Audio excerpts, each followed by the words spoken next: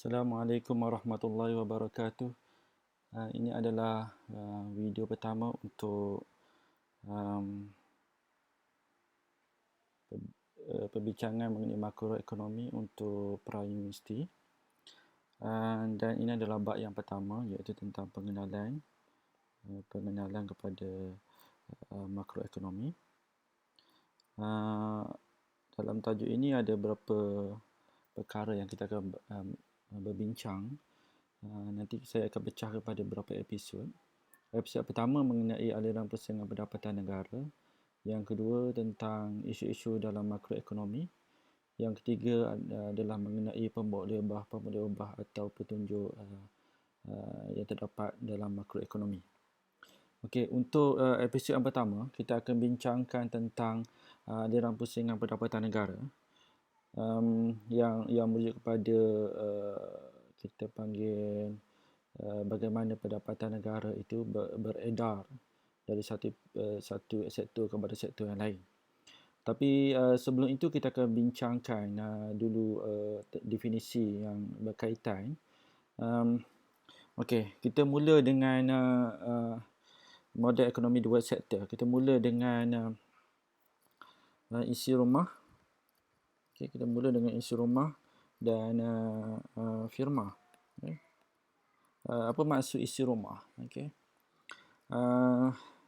Kita boleh rujuk definisi ataupun definisi yang tepat. Kita boleh rujuk kepada DOSM, Department of Statistics Malaysia, di dalam laporan Household Income Survey ataupun Household Expenditure Survey, HIS atau HES, ada di situ ada definisi tentang apa maksud isi rumah. Secara umumnya ia bermaksud satu individu atau sekumpulan individu. Satu individu pun juga boleh disebut sebagai isi rumah ataupun sekumpulan individu. Okay? Satu individu atau satu kumpulan individu yang memperuntukkan yang tinggal. Okay? Yang pertama dia tinggal di satu tempat tinggal atau penempatan tempat tinggal. Yang kedua dia memperuntukkan pendapatan, memperuntukkan untuk kita panggil pendapatan dia, memperuntukkan pendapatan dia untuk barang makanan dan keperluan asas lain. Dia buat apa? Dia peruntukkan ni untuk kehidupan. Jadi kalau dia tinggal, satu kumpulan ini tinggal satu bumbung tempat tinggal, dan mereka memperuntukkan sebahagian pendapatan mereka untuk membeli barang keperluan makanan dan keperluan asas lain, dan peruntukan itu adalah untuk kehidupan. Itu dinamakan sebagai isi rumah. Yang pihak yang kedua, untuk sektor dalam model ekonomi dua sektor ini, satu sektor lagi namakan sebagai firma. Firma ini pula merujuk kepada satu organisasi. Dia satu organisasi, dan organisasi ini sama ada dia dalam bentuk pemilikan syarikat, perkongsian, pemilikan tunggal, dan sebagainya. Apa-apa bentuk pemilikan. Dan organisasi ini bertujuan untuk mengeluarkan, dia berfungsi dan mengeluarkan barang dan perkhidmatan, menggunakan barang dan perkhidmatan, dan tujuannya adalah untuk keuntungan. Dia mengeluarkan barang dan perkhidmatan dan tujuannya untuk memperoleh keuntungan. Dan ini adalah definisi mengenai firma. Okey. Kita bawa lagi. Ini dalam model ekonomi dua sektor, dia hanya ada isi rumah dan juga firma. Kalau kita tambah dari model ekonomi tiga sektor, kita ada kerajaan. Kerajaan fungsinya adalah, kerajaan ini satu organisasi. Konsep ini macam firma, tapi dia satu organisasi yang satu organisasi yang rasmi, satu organisasi yang rasmi,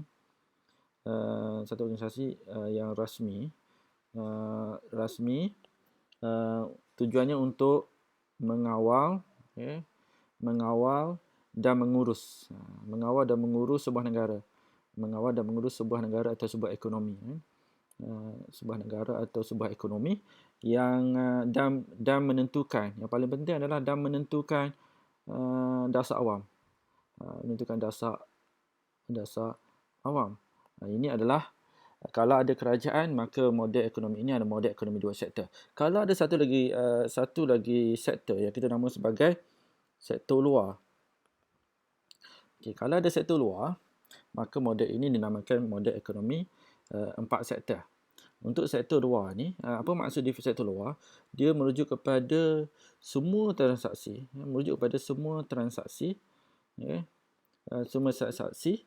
dan transaksi ini dinamakan transaksi antarabangsa.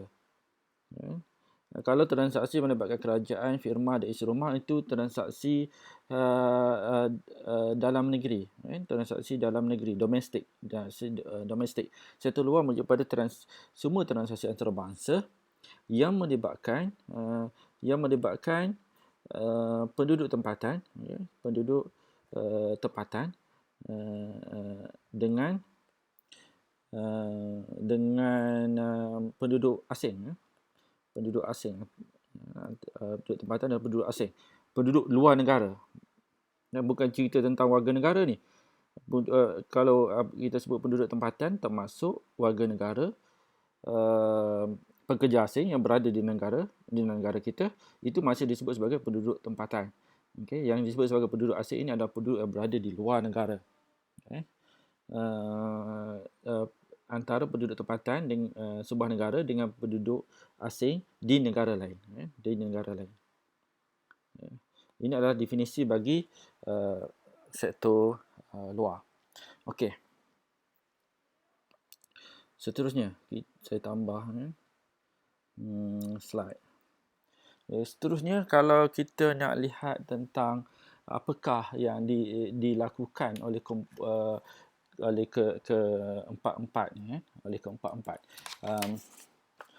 keempat-empat sektor ini. Kalau dalam model ekonomi dua sektor, kita ada isi rumah, kita ada firma.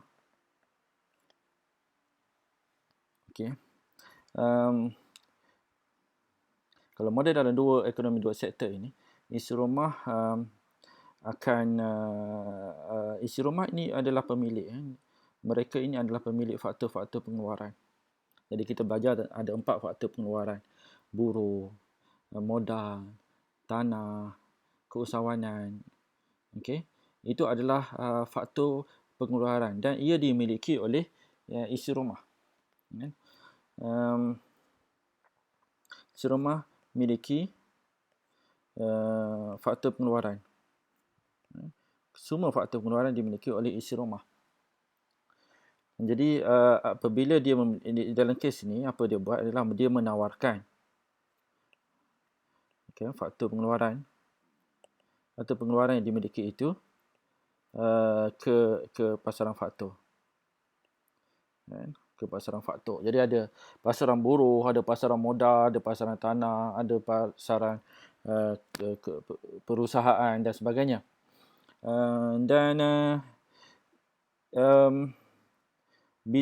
Mereka menawarkan dan faktor-faktor ini akan diminta oleh jadi firma ini meminta faktor pengeluaran. Dan firma ini mengeluar barang dan perkhidmatan, dan barang dan perkhidmatan yang dikeluarkan ini ditawarkan dalam pasaran barangan, ditawarkan dalam pasaran barangan dan diminta oleh isi rumah. Isi rumah meminta barang dan pengeluaran yang dihasilkan oleh firma dalam pasaran barangan. Jadi mereka melakukan penggunaan, isi rumah melakukan penggunaan, iaitu dengan berbelanja ke atas barang dan perkhidmatan akhir yang ditawarkan oleh firma dalam pasaran barangan, melakukan penggunaan. Dan isi rumah ini juga melakukan satu perkara lagi yang kita sebut sebagai tabungan. Isi rumah melakukan tabungan, dan tabungan dilakukan isi rumah di institusi kewangan yang berfungsi sebagai perantara kewangan. Dan firma ini akan meminta dana daripada institusi kewangan yang tujuannya untuk melakukan pelaburan. Ini dalam model ekonomi dua sektor yang melibatkan di antara dua sektor ini. Saya rasa saya dah merangkumi semua aspek yang terlibat dalam sini. Kalau kita perkenalkan satu sektor lagi, kita perkenalkan bila ada kerajaan yang merujuk kepada model ekonomi tiga sektor sekarang. Bila ada kerajaan,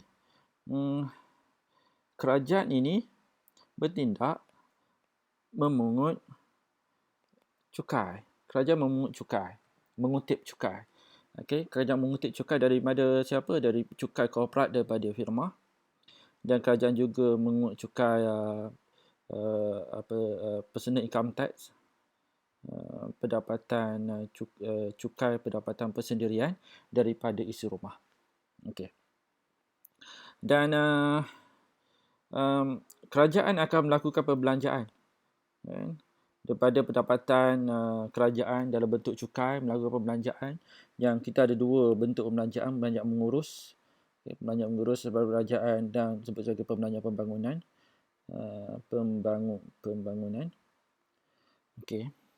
Perbelanjaan mengurus yang selalu kita dan perbelanjaan mengurus perbelanjaan pembangunan ni kalau dalam nanti kita akan belajar dalam bab yang akan datang. Perbelanjaan mengurus lebih kepada perbelanjaan ke atas, nama lain adalah public consumption, penggunaan awam. Public consumption, perbelanjaan mengurus lebih pada public consumption, manakala perbelanjaan pembangunan lebih kepada public investment, pelaburan yang dilakukan oleh kerajaan. Kerajaan juga melakukan bayaran pindahan. Kerajaan juga melakukan bayaran pindahan, dan sebahagian bayaran pindahan itu tergolong dalam belanja mengurus. Kita panggil pindahan sosial itu seperti BHH, sebelum ini dinamakan sebagai BRIM. Itu sebahagian daripada belanja mengurus yang akan melibatkan pemindahan sebahagian pendapatan kerajaan daripada kantung kerajaan kepada poket isi rumah. Manakala perbelanjaan pembangunan lebih kepada perbelanjaan ke atas kita panggil projek-projek pembangunan awam, seperti yang kita namakan seperti pembangunan infrastruktur, infrastruktur awam. Kalau kita letak, ada lagi satu sektor yang kita sebut tadi, iaitu sektor luar, sektor luar, external sector, sektor luar. Sektor luar ini akan melibatkan dua transaksi yang penting yang kita namakan sebagai ekspor, dan satu lagi namakan sebagai import. Ekspor merujukkan perbelanjaan kita panggil penduduk luar negara. Perbelanjaan penduduk luar negara ke atas barang dan perkhidmatan yang dihasilkan oleh firma tempatan. Manakala import pula adalah perbelanjaan kita panggil penduduk tempatan ke atas barang-barang yang dihasilkan oleh firma asing. Ini adalah sektor luar. Jadi sektor luar ni merujuk pada kita panggil perbelanjaan dibuat oleh penduduk tempatan. Jadi dalam hal ini, kalau kita sebut, mungkin perbelanjaan dibuat oleh firma tempatan, perbelanjaan yang dibuat oleh kerajaan tempatan, kerajaan domestik atau firma domestik atau isi rumah domestik ke atas barang dan perkhidmatan yang dihasilkan oleh firma asing. itu adalah import kan. Jadi kita kena faham tentang aktiviti-aktiviti ini sebelum kita memahami apa yang kita namakan sebagai aliran pusingan pendapatan negara. Okey. Sebelum kita bergerak kepada aliran pusingan pendapatan negara, kita perlu faham tentang satu perkara lagi, iaitu komponen-komponen dalam perbelanjaan agregat. Okey. Apa yang kita notasikan sebagai C misalnya. C adalah perbelanjaan isi rumah ke atas barang dan perkhidmatan. Okey. Ini merujuk kepada perbelanjaan. Ini komponen AE. Ini komponen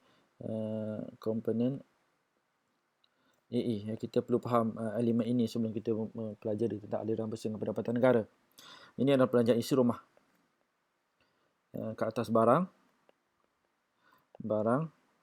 dan perkhidmatan akhir.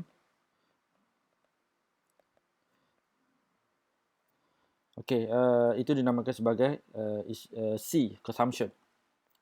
Manakala I pula adalah perbelanjaan firma ke atas aset-aset tetap. Aset-aset tetap ini merujuk kepada aset modal. Aset tetap secara spesifik ke atas barang-barang modal kan, ke atas barang-barang modal.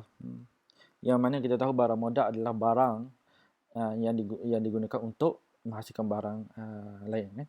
Perbelanjaan isi rumah ke atas barang modal untuk menghasilkan barang lain kan. Untuk menghasilkan barang lain.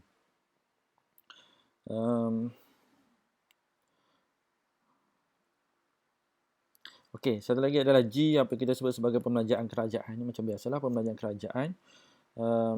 Sama ada dalam bentuk pembelanjaan mengurus ataupun pembelanjaan pembangunan. Ada lagi komponen-komponen lain terlibat seperti ekspor, import kan. Ekspor, import, itu dah kita definisikan sebelum ni. Ada lagi elemen komponen-komponen yang berkaitan dengan AE, iaitu tabungan. Tabungan adalah kita panggil lebihan daripada pendapatan yang tidak dibelanjakan. Lebihan daripada pendapatan yang tidak dibelanjakan. Itu adalah tabungan. S, lebihan daripada pendapatan yang tidak dibelanjakan. Tabungan. S adalah tabungan. Lebihan daripada pendapatan isi rumah. Bukan pendapat. Di sini adalah definisi lebihan pada pendapatan yang tidak dibelanjakan. Manakala kita ada cukai, merupakan pendapatan kerajaan, kita sebut sebagai hasil cukai, dan kita ada juga apa yang dinamakan sebagai barang pindahan. Itu adalah sebahagian daripada hasil cukai kerajaan yang diagihkan semula kepada masyarakat. Okey. Itu adalah komponen-komponen yang perlu kita ketahui. Okey, seterusnya kita akan lihat tentang aliran pusingan pendapatan negara, model ekonomi, mula dengan model ekonomi 2 sektor, kemudian kita bergerak kepada model ekonomi 3 sektor dan seterusnya 4 sektor. Kita mulakan dengan model ekonomi 2 sektor. Kita ada isi rumah. Okay.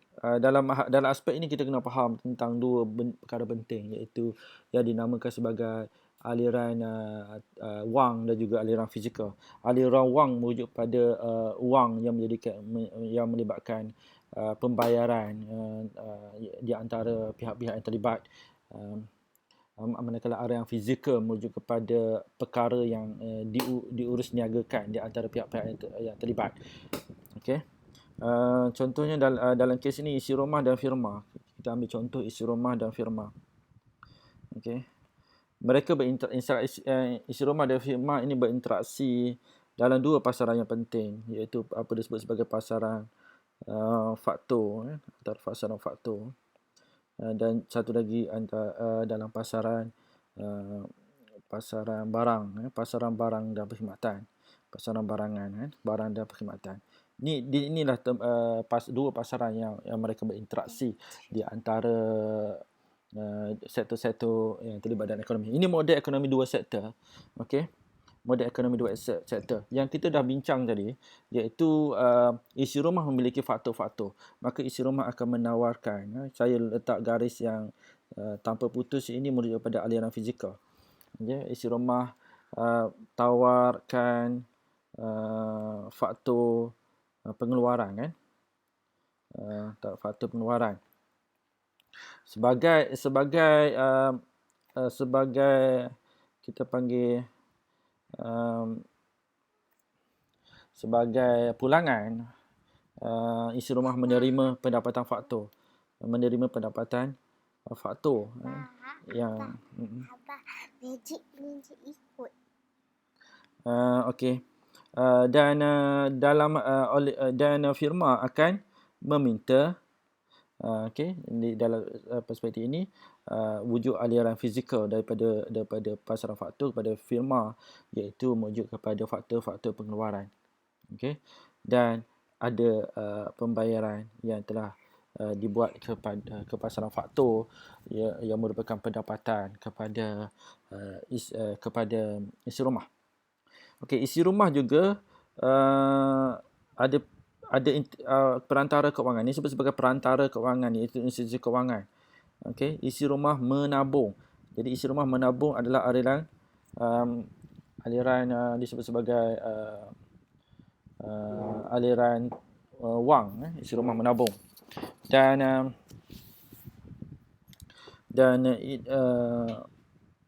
tabungan dibuat isi rumah akan membentuk akan digunakan oleh firma sebagai dana untuk membiayai pelaburan. Ini adalah tabungan. Ini adalah pelaburan.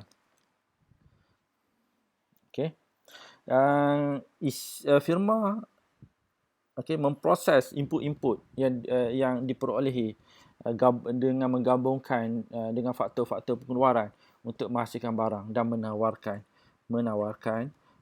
barang dan perkhidmatan dalam pasaran barangan. Dan ini akan dibeli oleh isi rumah. Dan isi rumah akan membuat pembayaran yang disebut sebagai penggunaan. Dan ini akan akan diterima oleh firma. Sebagai akan diterima oleh firma. Ini adalah model ekonomi dua sektor. Kalau kita tambah, kita tambah kerajaan. Kita tambah kerajaan kat sini.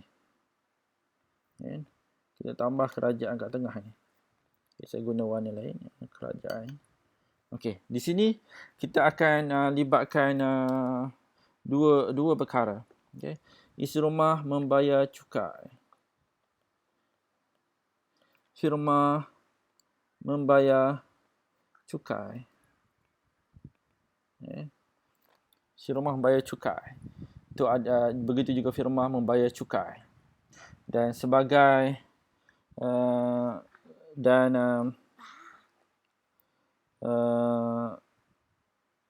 kerajaan juga melakukan apa yang disebut sebagai pembelanjaan ke atas firma dan juga pembelanjaan ke atas isi rumah.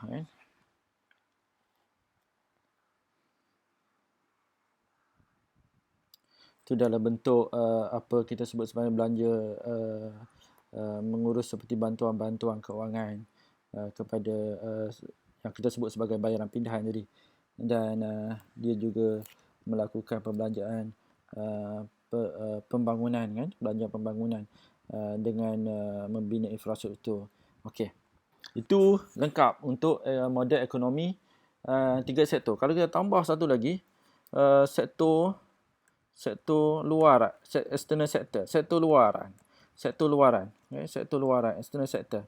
Nama sektor luaran ini kalau kita keseluruhan sektor ini akan ini disebut sebagai ekspor. Dan ini akan aliran ini mengimport. Dan dia ada menerima pembayaran. Dan ini yang membuat lakukan pembayaran. Ini adalah sektor luaran, sektor luar yang akan melibatkan dua lagi aktiviti yang dinamakan ekspor dan import. Okey, itu saja untuk aliran persaingan pendapatan negara, dan kita jumpa lagi untuk tentang isu-isu dalam makroekonomi.